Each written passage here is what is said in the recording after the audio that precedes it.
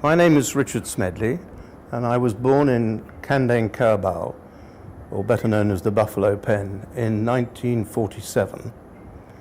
I was lucky enough that my parents acquired the use of a house on Pulau Damalaut, and this has really been my main experience of the islands of Singapore, and it's made an indelible impression on my life.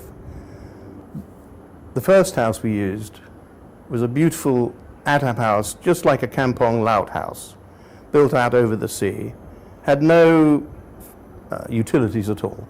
There was no running water, no electricity, rudimentary toilet facilities, loo facilities, rudimentary cooking facilities. And it was really more like camping, but it was very beautiful, and the sea used to go underneath, and we could moor the boats up against it. The main thing about the first house we had on Damalaut, or the use of, was basically just endless playing in small boats, water skiing. Later on, we were lucky enough to have the use of a much grander house, which when you see the picture, you'll see it was a red brick house with rather grand steps going up and a big terrace and 4 very nice bedrooms and 4 bathrooms, kitchens. To the right, and you look at the picture, you'll see what we call the Passion Pit, which for obvious reasons was quite a romantic spot, because you could sit on it. It was atap, over the sea again, like a Kampong Laut house, and you watch the sunset. It was absolutely delightful. So boats were just second nature to me, and the water generally was second nature. And on Damalaut we had wonderful boats, but I probably got more pleasure out of this collet that I had. It was about, I would think, 10 feet long, typical built, just planks like that, no keel, open. It sank. I mean, if you tried to climb in it, it would just tip up straight over like that.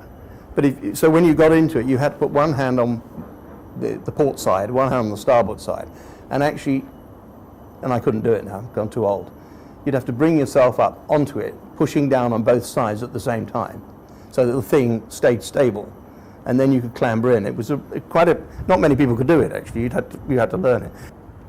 We used to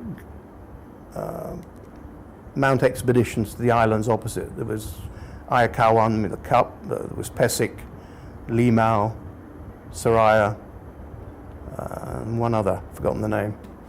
And we'd go in amongst the islands. You could see the kampongs. Back on the reef, the best time was at night. We used to take kerosene lamps and wander around. The first bit of the reef, there was the sandy shingle beach, or stony beach. At its widest, the mud flat was probably about 40, 50 yards wide. And most of that would be mud. And at the end would be coral.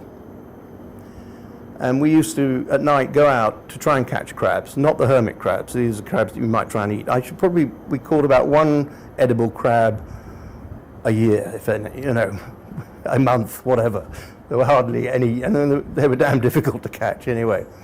Damalaut really came to an end because of Jurong, because the land was taken. It's now, I'm not sure that they did it because the cement silo was there already, but it's now the cement terminal for Singapore, and it's been completely flattened. So I think at the time the government thought the people moved off the islands would quite like to live in a type of building that sort of resembled what they had before, over the sea. And of course, I mean, as we know, kampong houses, whether they're on the sea or in land, they're always built on stilts so the chickens could run underneath and the air would go through and they could store things. So, the initial houses were like their original houses.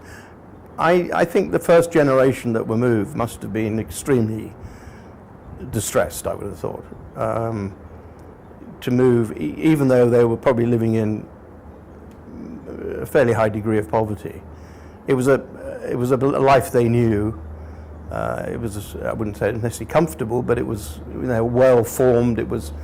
They knew how to cope with it. And then to be moved onto the main Singapore island and place. I mean, if you see that picture, there's not a tree in sight. I mean, it must have been totally alien to them. Horrible, absolutely horrible. Of course, subsequent generations got schooling, medication, got jobs, and probably a vastly improved life. But I think the first generation, or even the second one, that were moved off the islands, Wouldn't really have enjoyed it very much at all, I'm afraid, sadly. But I saw Jurong being built. I mean, I did my thesis on it, and I followed it intimately, and my father was very intimately involved with it, with Dr. Go. Obviously, it's been a huge success. It's just sad that the life that we enjoyed is gone, and of course, it's the price of progress.